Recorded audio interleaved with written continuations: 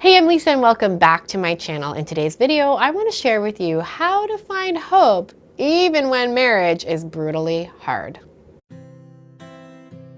I've been married to my husband Josh for 11 years. Kind of can't believe that's a third of my life, basically, almost a third of my life. It's kind of amazing. And our marriage has definitely seen its ups and downs. As I've talked about a lot on this channel, my husband suffers from depression and anxiety, and it's very much like an ongoing presence in our marriage. People often ask me, oh, is he like all better now? And what I would say is that you never really get like all better from something like depression and anxiety. It's just something that you manage and maintain. I like to describe it like an elastic band. It's kind of like sometimes the elastic band is like fine, like it's kind of just like in a stagnant shape, but then sometimes it gets pulled and pulled and pulled and pulled and pulled and pulled and pulled and pulled and pulled. So that's how I like to describe it. So it's not like he's like all better, but what we have done is designed our life in a way that the elastic bands tries to stay in a neutral position as much as possible. All is to say that I have seen ups and downs when it comes to our relationship, and that there was a time when I felt pretty hopeless. And so I just want to offer to anybody, regardless if mental illness is a part of your marriage or not, I definitely went through a period where I didn't feel like there was a lot of hope, but I'm here on the other end 11 years later to share that even when you feel like there is no hope, there's always hope. The first strategy to find hope when marriage feels brutally hard is to remember that a single conflict or incident is only a single conflict or incident. What do I mean by this? I have an amazing friend, Susie Miller, who is a marriage coach, and she tells the story of one time that her and her husband John were in this really big fight. She was making lunch, and she literally, like in the middle of this fight, turned to him and was like, "Do you want mustard or mayonnaise on your sandwich?" And when she tells this story, people often stop and ask her, like, "I don't understand. You were like just fighting. Why on earth would you care if he had mustard or mayo on his sandwich? I'd be throwing the mustard at his head." And what she always shares is that their marriage is bigger than that isolated fight. I know for me, and let me know in the comments if you feel like this too, I am a choleric in temperament. Choleric, which means that I love me some control. I can get pretty hot-tempered and I can get really indignant. One of the tendencies of this temperament is to literally like unleash anger. It just is one of the characteristics of if this temperament does not grow to maturity. Releasing anger is one of the things. And so I have definitely unleashed my fair share of anger over the years. And what I used to think when I was younger was like, I hate this. It's always going to be like this.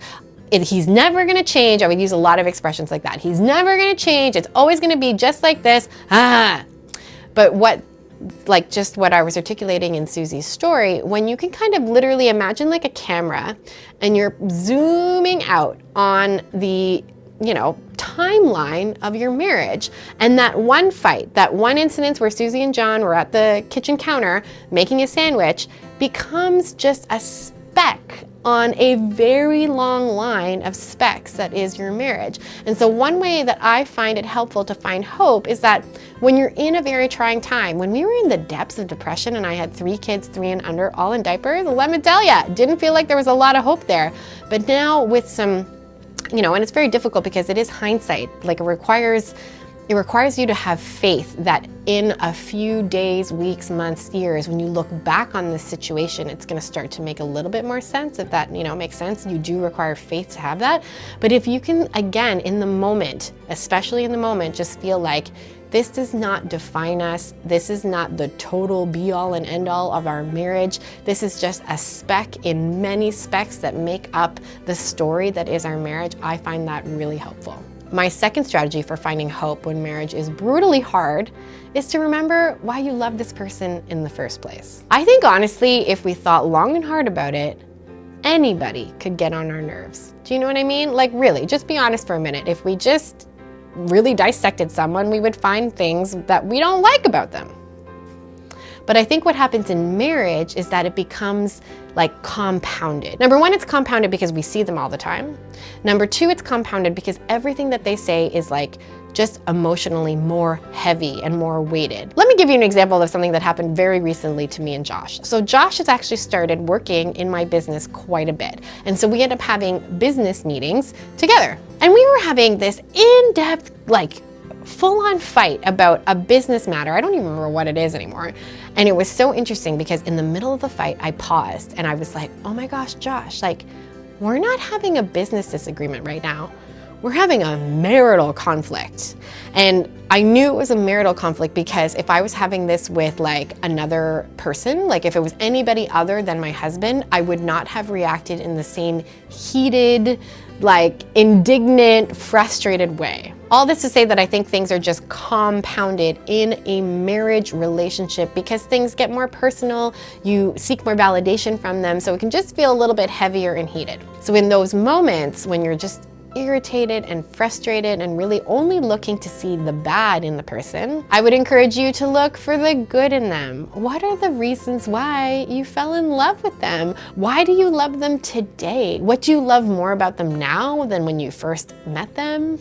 What do you love about the way that they parent, the way that they show up for your kids? I know some people who literally keep like a running list, almost like a bookmark that they put in their book or their Bible every day that they look at.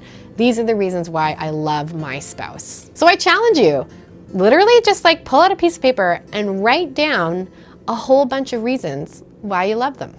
The third way to find hope when marriage is brutally hard is to believe that change is possible. There is a book I love by Charles Duhigg called The Power of Habit. And in The Power of Habit, he shares one of the principles of Alcoholics Anonymous. And in AA, they actually have to like sign up or state the fact that they believe there is a higher power. And what I find interesting about AA is that this is not a Christian organization. This is a completely secular, like completely just what, you know, there's no religious group tied to Alcoholics Anonymous. But they put in this thought of believing in a higher power because they have seen that this belief in a higher power helps them to understand that there is something bigger than themselves, and this is one of the things that helps with the belief that change is possible.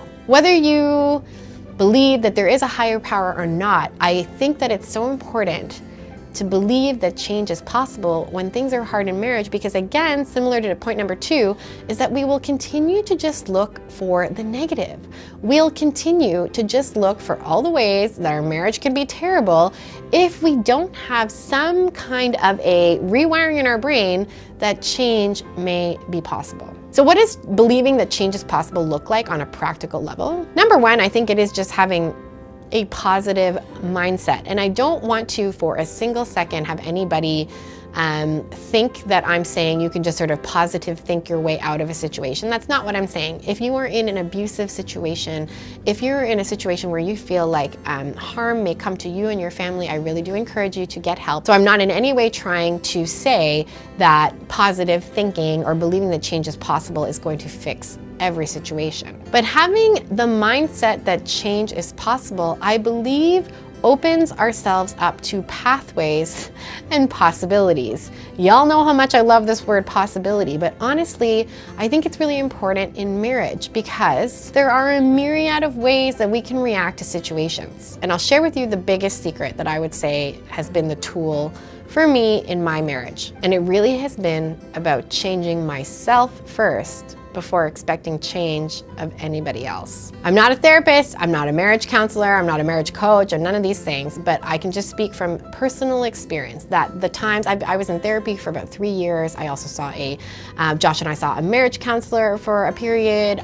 We also saw counselors on our own. And what I would say that we've both learned from our time sitting on the couch, so to speak, with these mental health practitioners is that we've learned strategies to change ourselves first. I really do believe that it is simply just a more strategic position to take where we first invest in ourselves and our own growth and invest in our own change rather than pointing the finger at other people and asking them to change. And what experience has shown me that when we help ourselves somehow, and I don't really know how this happens, again, I'm no therapist, but somehow this has a ripple effect, and just speaking from very personal experience, the desired changes have then come. I really just don't think that anything bad can happen from us working on ourselves and our own reactions to things, and then seeing what this impact might have on our families and our marriage. And then of course, my fourth strategy, for those of you who also love Jesus like I do, my fourth strategy is to take all of this to prayer. If you're having difficulty in your marriage, I would just really encourage you to reach out to God and say, God, help my marriage. Help me learn to be the best kind of wife I can be for my spouse. I know that you have given him to me specifically, that all of this is part of your unique plan. I know that when we were going through depression, when again, I was a lot younger, when we had just 3 really small kids, I remember many times literally just like screaming at God, being like, God, why? Why, God, why is this happening? Because it just felt like literally no hope. And what happens, I think, in these times of trial is that we lean on God more. This is just my personal experience. We lean on God more, and then God shows up. Not that it's transactional. I'm not trying to say it's like transactional. Lean on him more and then he'll all of a sudden show up. He shows up all the time. But I really believe that there is meaning in suffering, that suffering is not just a bad thing, and that suffering, we're about to go into Easter, my fellow Christians, that suffering can lead to resurrection. And if I had watched this video that I'm making right now, when I was younger and going through the depths of depression, I would have been like, Lisa, no, you don't understand. This is so hard. I can't just give this to God. But now, the Lisa, like 5-6 years later from that experience, I can see God in the details. I can see God like forming me. I can see God with me. And it's super challenging because you only see this when you're able to look back. And it's super challenging because it requires faith. It requires faith that you'll get through it. But I believe in my heart of hearts that God is with us in every single moment, the good, the bad, the ugly, and the hopeless, and that he can make all things new.